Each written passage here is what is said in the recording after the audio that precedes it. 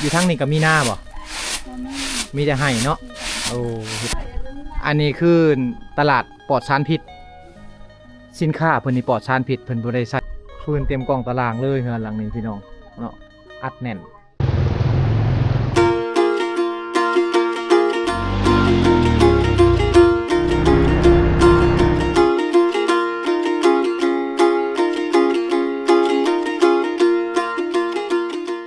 วางนี่จะเป็นเดินกีฬาเขาเจ้าได้คือเห็ดเป็นเดินตีบ้านแน่เห็ดเป็นเดินเตะกระต่อแน่พี่น้องเอ้ยเนาะกีฬาแบบนี้นี่เราจะเห็นในชนบทหลายเพราะว่ามันหาเดินง่ายพี่น้องเอ้ยเนาะเห็ดแบบสบายเงินซานอยู่เขตนี่ส่งอันเดียวกันเลยพี่น้องถ้าว่าเขาปลุกเงินปลุกซานมาเนี่ยเขาจะเห็ดแบบคือกันคล้ายๆกันเนาะ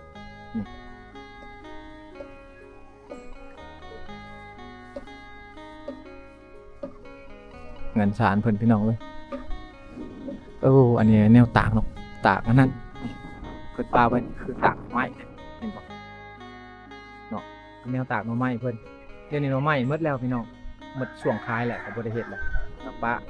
เอาไม้มาป้าไว้นี่ไว้หิ้งอยู่นี่การเลี้ยงงัวครับป้าไว้ในกล่องตารางเลยเนาะทางพัดเขาเลยบ่ได้ไปไห้ไปสวนกันต้องได้เฮ็ดเวียกหน้าที่เพิ่น สบายดีโอ้มาเห็นอยู่พี่แล้วบัดนี้ ลงมาแล้ว พัดเข่าเนาะโอ้อันนี้คือเขาให้อยู่ทางนี้ก็มีหน้าบ่มีแต่ให้เนาะโอ้เฮ็ดแต่ให้พี่น้องเอาไว้ไปตากแดดก่อนเนาะจึงมาพัดมื้อนี้แดดบ่มีตากอยู่ตากในเฮือนบ่โอ้เอาพี่น้องเอ้ยนี่คือหน้าที่ของเพิ่นได้ตอนเช้าก็ต้องได้เฮ็ดตอนแรงก็ต้องได้เฮ็ดแม่นบ่ตัวนี้เฮ็ดคือจังซี่นี่เขาจะมาเก็บกากออกพี่น้องเนาะนี่แล้วก็เก็บเขาที่ว่ามันบ่ดีนะออกเวลาเฮาไปตำไปสีมันก็สบายนะต้องทำความสะอาดเขาซะก่อนเนาะเอาเลยกันทำความสะอาดเขาแล้วจึงเอาไปตำไปสีทั้งนี้ยังตำเขาอยู่บ่มีบ่ตำเขาสีเอาแล้วสบายเลยเนาะ บ้านหมู่บ้านที่ว่าปโนดไปนี่เพิ่นยังใส่โคกตำอยู่พี่น้องเป็นโคกไม้โคกหินทางเมืองนองก็มีหลายทางตะโอยก็มีโอ้ถือว่ายากลำบากได้ครับบอกจังสั่นได้ตำเมื่อย แหละรู้แล้ว เจ็บมือเนาะแต่ก่อนเจ้าก็เคยตำมันบ่เคยโอ้ช่วงได้ที่ว่าเพิ่นเซาตำเข่าจักปีแหละบ้านนี่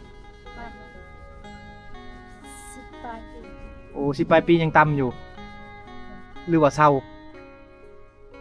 าตำเลยประมาณ 2-3 ปีนี่บ่โอ้แต่10 ปลายปีก่อนยังตำเขาแต่ว่ามาเดี๋ยวนี้นี่เพิ่นบ่ตำแล้วนี่เป็นเขาให้นี่สโลยังกับเขากำโอ้อันนี้เป็นเขากำโอ้เนาะนี่เขากำแต่ว่าเพิ่นปลูกอยู่หัวภูเพิ่นได้แต่บ่ได้ปลูกอยู่หน้าคือเฮาว่าอยู่คือเป็นเม็ดดำๆจังซี่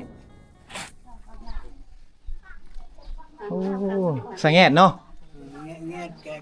หนาวเนาะ อากาศหนาวบ่ได้ไปให้บ่ซะ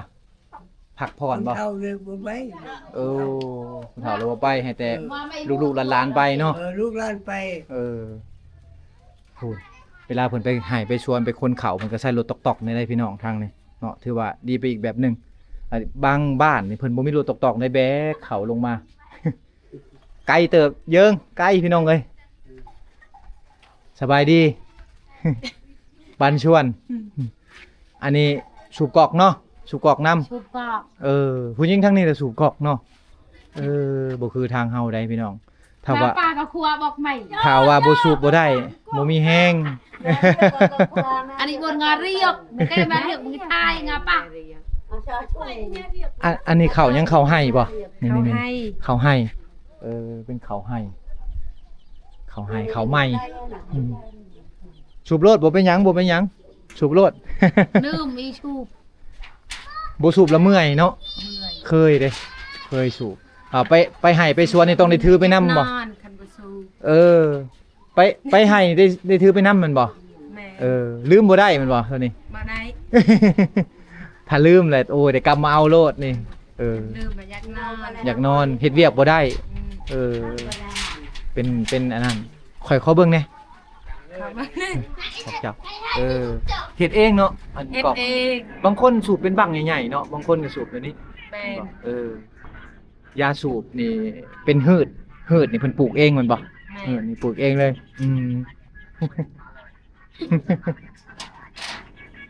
ผักอีกแบบพี่น้องบ่ได้ซื้อยาสูบโซเดนฮูบคือบ้านเฮาปลูกเองปลูกไว้แล้วก็สูบเหลือสูบก็ขาย เนาะเอาขอบคุณขอบใจหลายๆเบิ่งเฮือนซ่านเพิ่นอยู่ทางเขตนี่คือกันพี่น้องเวลาเฮ็ดเฮือนเฮ็ดซ่านนี่เป็นเฮือนที่ว่าค่ายคือกันหมดเนาะนี่คือหลังนี่ก็คือกันสบายดีเอามาขามกินสมโอ้ไอ้เบิ่งแน่มาขามนะ ยอดเลย มาขามสมบ่ชิมมาขามเอาไปละเพิ่นแม่นเอามาขามพี่น้องดูเทิงบ่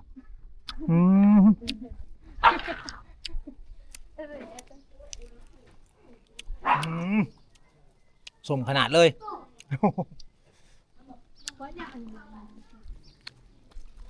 อยู่ทางนี้เราบริสุทธิ์เนาะ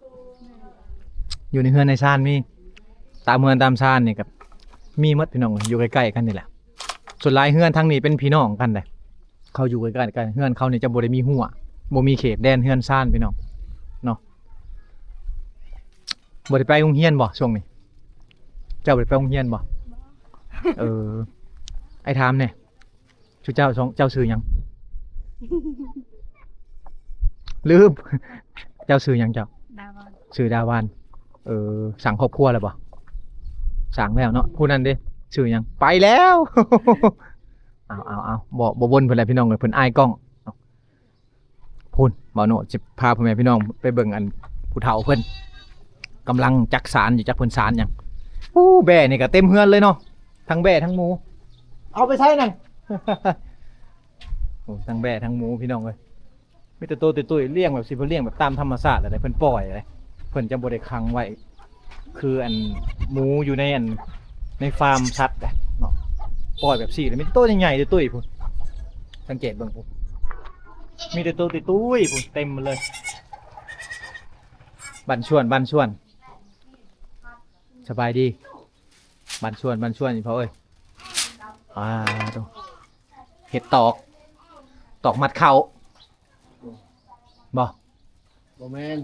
เห็ดพี่เลิศโอ้เห็ดกระเจาะแบกหลังไปหูดเข่าเกี่ยวเข่าใส่ของกินต่างๆเกียมไว้นี่เด้พี่น้องเพิ่นเกียมไว้นี่เกียมตอกไว้เช็ดเจาะเห็ดเองเลยน้องประมาณจักมือแล้วสารนี่โอ้หลายมือโอ้ไว้เทิงกันเลย พุ่นตากไว้อยู่เทิงพุ่นพี่น้องเลยเนาะหลายมือเติบเพิ่นว่าเฮ็ดเองเนี่ยแม่นหมดเลยนี่อุปกรณ์เพิ่นเฮ็ดมาเตรียมไว้ไม่พุ่งไม่พางบ่เอามาเฮ็ด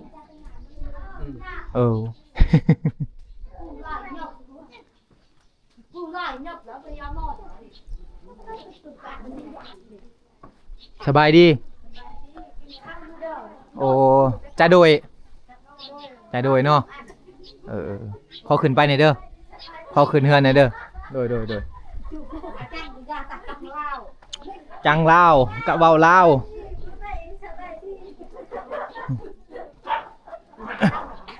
เอาขนมยายก่อนพี่น้องเห็นเด็กน้อยบางเถื่อกะขนมมีหลายอยู่เนาะบางเถื่อกะขนมมีน้อย ไปบางบ้านอาจจะบ่ได้ย้ายบางบ้านก็ได้ย้ายพี่น้องพอได้ให้ปั่นกันเด้อไอ้ลูกไอ้หลานโอ้นี่อ่ะ สบายดี จากแก้วแม่นบ่ แก้ว จากแก้วโดยไปก่อนเด้อขอโมกขอบใจหลาย ได้ ๆนี่ก็คือสนบ้านแล้วพี่น้องเนาะ บางหลังคาเฮือนที่ว่าเพิ่นบ่มีทรัพย์สินแน่เพิ่นก็เฮ็ดเป็นเฮือนหลังน้อยอยู่แบบซี่ไปก่อนพี่น้องเนาะเฮือนซ่านเขาเจ้าเนี่ยจะบ่ได้ฝังดิน เขาจะเอาอันก้อนหินจากแม่น้ำเซรามังพี่น้องเนาะเอามาห้องเสาไว้แบบนี้เอามาห้องเสาไว้เนาะห้องเสาไว้แบบซี่ปาไว้เนาะเวลาที่ย้ายเฮือนไปสถานที่อื่นเขาจะยกเฮือนเลยเขาจะบ่ได้ขุดฝังคือบ้านเฮาเวลาย้ายบ้านเฮาต้องได้มั่างยุ่งยากพี่น้องทางนี้ห้องไว้อย่างซี่เลย ก็ถือว่าเป็นวิถีชีวิตของเพิ่นหรือว่าเป็นวิธีการสร้างเฮือนสร้างซ่านของคนในชนเผ่าเฮาบ่ล่มได้พี่น้องเอ้ยเวลามีลมพายุมันยังมานี่โอ้นิ่งเลยนะเฮือนดังนี้เห็นบ่เสาเนี่ยก็คือเสาที่ว่าบ่ได้หันจอดกับหินนะเนาะตั้งใส่แบบซี่เลยแม่นเลยแบบนี้เป็นเฮือนที่ว่าหลังบ่ใหญ่หลังน้อยๆเนาะอยู่กันประมาณ5คนพุ่นแหละหลังซำนี้กันอันนี้เฮ็ดหยังอันนี้กระเจาะฮะชานกระเจาะกระเจาะเอาไปใส่หยังกระเจาะน้อยๆเห็นบ่แม่นแล้วโอ้เขาชักเข้านี่มัดใส่แอวเหรอบ่เดยโอ้บ้านนี่ห้องบัดอะดื้อนี่ต่างหากแม่นบ่อะดื้อต่างหากโอ้กระเจาะพี่น้องตัวน้อยๆห้องอะเจาะเฮ็ดเขาเอิ้นอะจุยทางนี้แถวกระตางเอิ้นกะเรียวโอ้อันน้อยๆใส่แอวหั่นเนาะโดยซานได้จักมื้อแล้วมื้อนี้แหละเด้อหาก็เริ่มเฮ็ดมื้อนี้โดยเดี๋ยวขอจับเบิ่งแหน่ขอจับมือเอาพี่น้องเอานี่คืองานหัตถกรรมของคนในชนเผ่าเฮาอันนี้คือการเรียนรู้ที่ว่าเพิ่นเฮ็ดเองบ้านเฮานี่จะไปซื้อคุในตลาดคือว่าของก็ได้ซื้อเอาแต่ว่าบ้านเพิ่นนี่จะสานเอาไม่พุ่งไม่พังอันนี้แม่เอาไม่พุ่งไม่พังมาเฮ็ดเอาเนาะเพิ่นหากระสานมือนี่ได้เพิ่นจะเอาไปอันนั้นหูดเขามัดใส่แอวโลดหูดหลังจากหูดเต็มกระเจาะแบบซี่แล้วใส่อาแต้เนาะบัดนี้เนาะกระถอกใส่อาแต้ไว้ภาษาลาวเอิ้นกะผ้แม่นตัวแบกฉลังกะผ้าบ้านเพิ่นห้องว่าอาแต้เอานี่แหละฮิตของประเพณีหรือว่างานศิลปะต่างๆของคนในชนเผ่าเฮาโอ้คักเนาะเฮ็ดเองเลยมือเดียวก็แล้วมื้อนี้บ่ได้ไปเนาะหูดเขาเนาะฝนตกแล้วบ่ได้ไป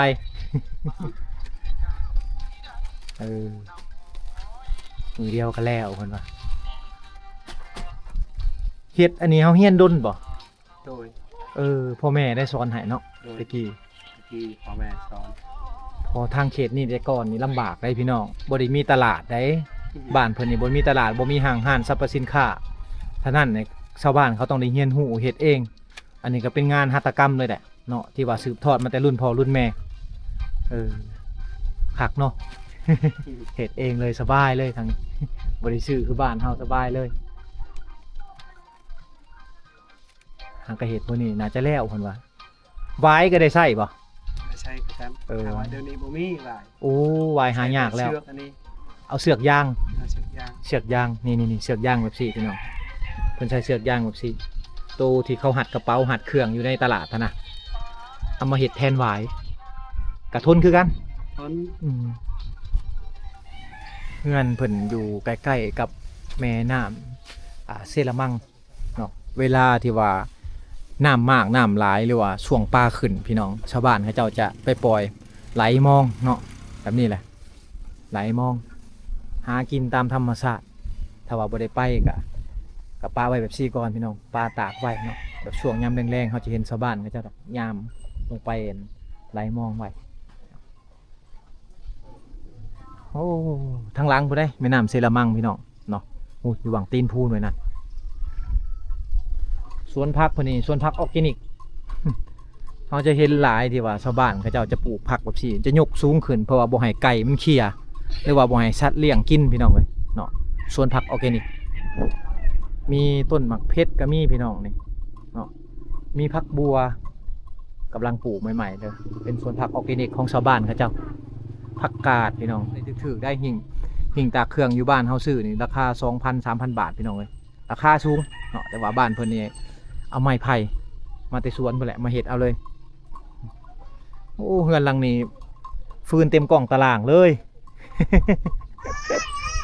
นี่ฟืนเต็มกล่องตารางเลยเฮือนหลังนี้พี่น้องเนาะอัดแน่น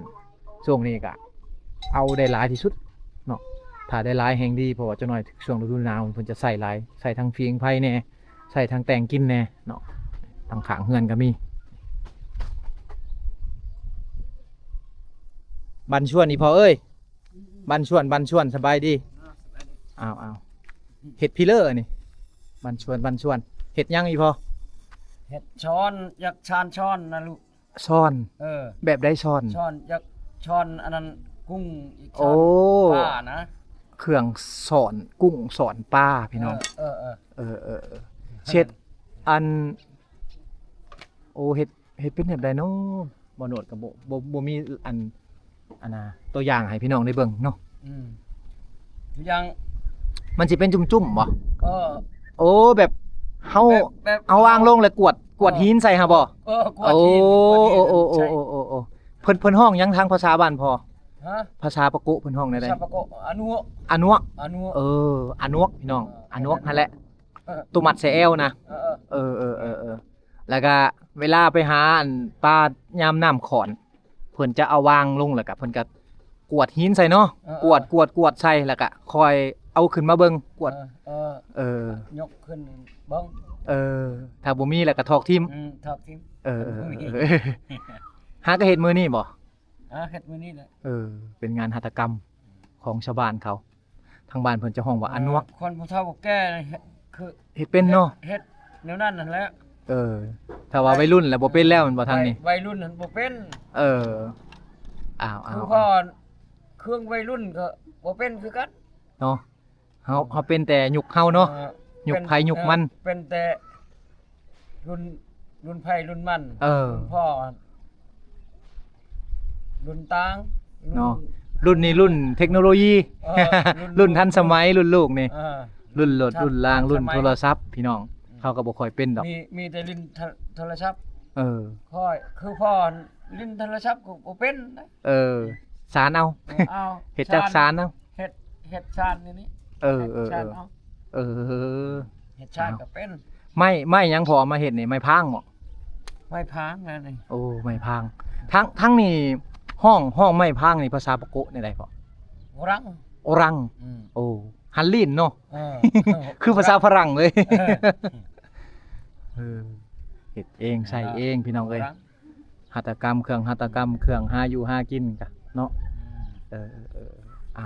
ขอมกขอบใจเพิ่นเอ้ยขอมกขอบใจหลายๆสบายดีโอ้สิไปขายเครื่องอยู่เทิงนี้ตลาดหน้าบ้านนี่บ่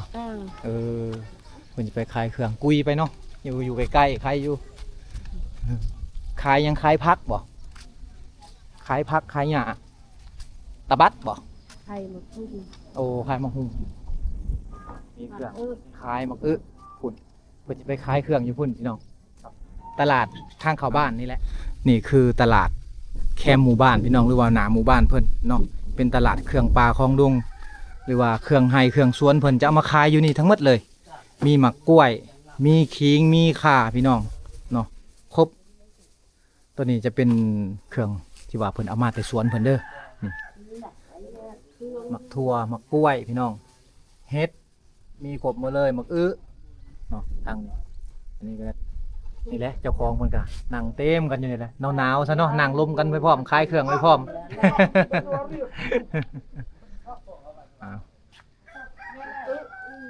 แม่นหมดเลยพี่น้องเลยเนาะโอ้ถือว่าหลายเติบมีหมักเพชรพร้อม แค่เสือครอบมักก็ครอบอยู่มาแพงก็มี ราคาบ่แพงพี่น้อง เอ้าถ้าว่าไผไกลไปไกลมาอยู่บ้านอาดอนเนาะสินที่จะไปเมืองสมุยแพงสารวันกะมาซื้อซอยเพิ่นเด้อพี่น้องเนาะเป็นตลาดแคมทางอยู่บ้านอาดอนนั่นเอง อันนี้คือตลาดปลอดสารพิษสินค้าเพิ่นนี่ปลอดสารพิษเพิ่นบ่ได้ใส่สารเคมีคืออยู่บ้านเฮาเนาะแต่ก็ราคาบ่แพงอีกพี่น้องเอ้ยเอาพออยากฮู้ราคาเลยว่าให้ไกลไปไกลมากอ่ะมาซื้อซอยเพิ่นได้เด้อพี่น้อง